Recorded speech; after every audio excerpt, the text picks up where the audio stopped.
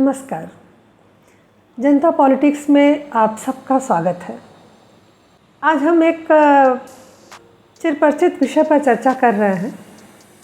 अभी दक्षिण भारत की एक फिल्म आई पोन्नियिन सेल्वन, जो कि चोल वंश के राजा पर फिल्माई गई है।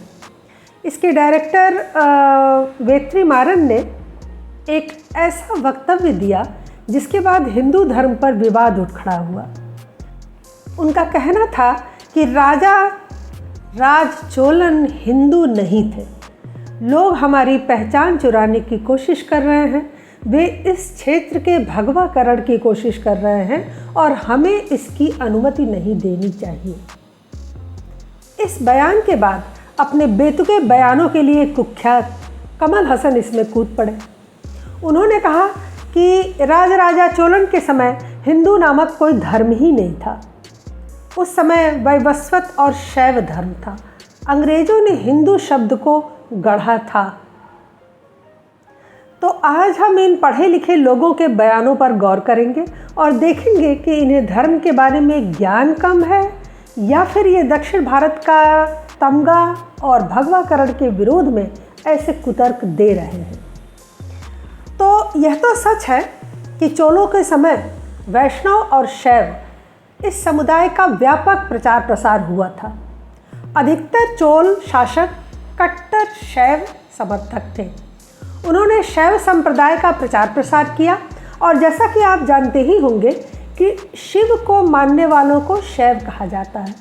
उन्होंने अनेक स्थानों पर शिव मंदिरों का निर्माण कराया, जिसमें तंजौर का राजराजेश्वर मंदिर, नटराज और बृहदेश्वर मंदिर बहुत प्रसिद्ध है।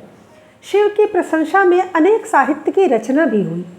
लेकिन यहाँ पहले हम यह जानें कि शैव संप्रदाय आया कहाँ से। जैसे जैन धर्म के दो संप्रदाय हैं, श्वेतांबर और दिगंबर।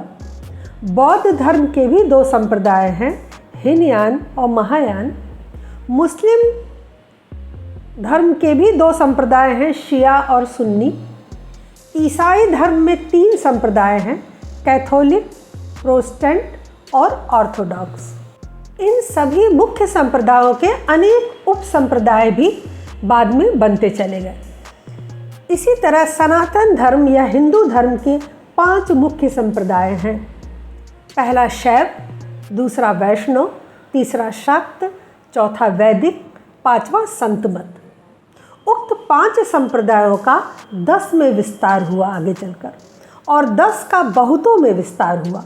लेकिन जो 10 मुख्य संप्रदाय हैं वो हैं शैव, वैष्णव, शाक्त, गणपत्य, कौमारम, स्मार्त, नाथ, वैदिक, तांत्रिक और संतमत।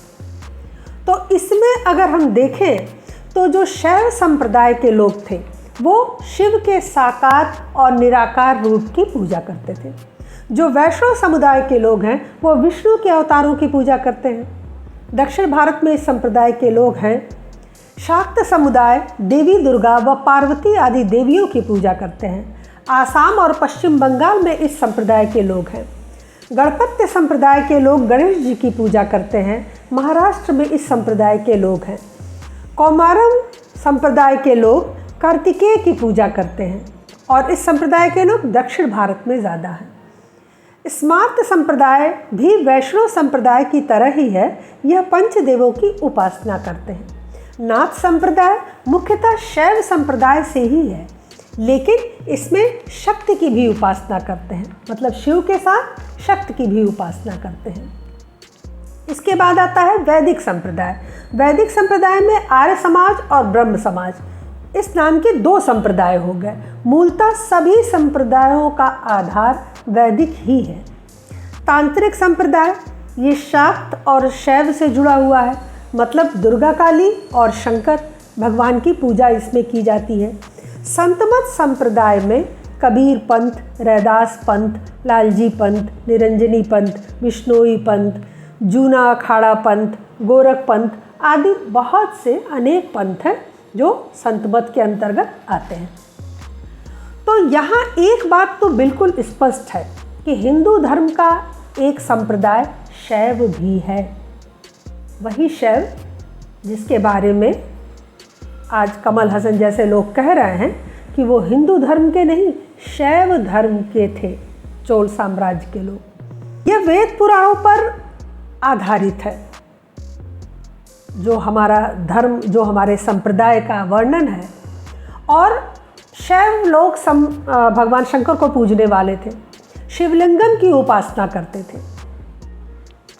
तो दूसरी बात कि शिवलिंग उपासकों के सबसे पहले साक्ष्य हड़प्पा संस्कृति के अवशेषों में मिलता है।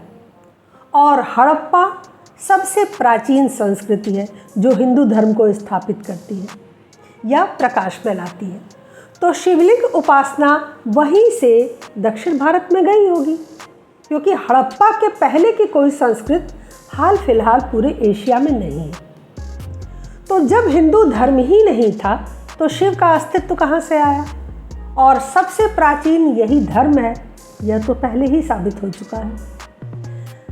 तीसरी बात कि शैव मत वाले शिव के रुद्र रूप की पूजा करते हैं।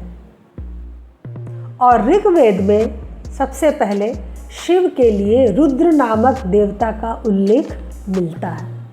उसके पहले रुद्र देवता के बारे में कहीं वर्णन नहीं है। अथर्ववेद में शिव को अव, शर्व, पशुपति और भूपति कहा गया है। लिंग पूजा का जो पहला वर्णन है वो मत्स्य पुराण में मिलता है। महाभारत के अनुशासन पर्व से भी लिंग पुराण का वर्णन मिलता है। इस प्रकार हिंदू धर्म के पवित्र ग्रंथों, वेद पुराणों में शिव के उन सभी रूपों का वर्णन है जिन रूपों में ये शैव संप्रदाय द्वारा पूजित हैं। तो फिर दूसरा धर्म वो कैसे हो गया? एक और रुचिकर तथ्य है जिसे जानकर आपको सबसे बड़ा प्रमाण मिलेगा। जो नहीं मानते हैं उनके लिए प्रमाण है। हम तो यह जानते हैं कि हिंदू धर्म का ही एक संप्रदाय शैव है। तो शैव संप्रदाय के प्रमुख तीर्थ स्थल कौन से हैं? तो उन तीर्थ स्थलों का नाम सुनिए। वो हैं बनारस, केदारनाथ, सोमनाथ, रामेश्वरम, चिदंबरम, अमरनाथ और कैलाश मानसरोवर। अब आप क्या कहेंगे? इन तीर्थ स्थलों को जानने के बाद कोई कह सकता है कि शैव का हिंदू धर्म से अलग कोई अस्तित्व हो सकता है? अगर ये हिंदू धर्म नहीं है तो क्या है? क्या है हिंदू धर्म और कौन से हैं उनके तीर्थ स्थान? खैर, शैव संप्रदाय के जो संस्कार हैं, मुख्य संस्कार, वो क्या हैं? सन्यासी जटा रखते हैं। इसमें सिर तो मुड़ाते हैं लेकिन सिर पे चोटी नहीं रखते। इनके अपने तांत्रिक मंत्र होते हैं। ये भगवा वस्त्र पहनते हैं, कमंडल, चिमटा आदि लेकर धूनी रमाते हैं। शैव संप्रदाय में समाधि देने की परंपरा है। शैव मंदिर को शिवालय कहते हैं और यहाँ सिर्फ शिवलिंगम होता है। ये तिलक और भभूति को आड़ा लगाते हैं, सीधा नहीं लगाते। शैव साधुओं को अघोरी, अवभूत, नाथ, बाबा, योगी या सिद्ध कहा जाता है। नाथ संप्रदाय इसी शैव संप्रदाय से निकला है।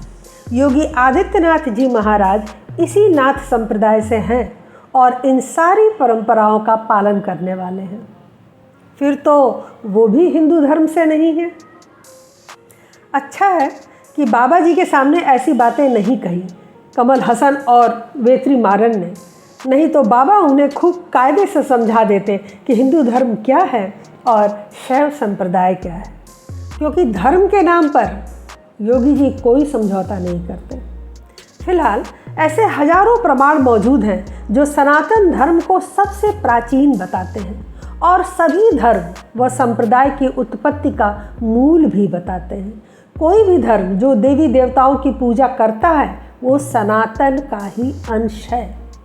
क्योंकि इसके बाद कोई मूर्ख अगर यह कहे कि अंग्रेजों ने हिंदू शब्द गढ़ा, कल को मुसलमानों ने हिंदू शब्द की उत्पत्ति की, या मुगल आए तो उन्होंने हिंदू नाम दे दिया, तो इस तरह का व्यक्ति हंसी का पात्र बनेगा।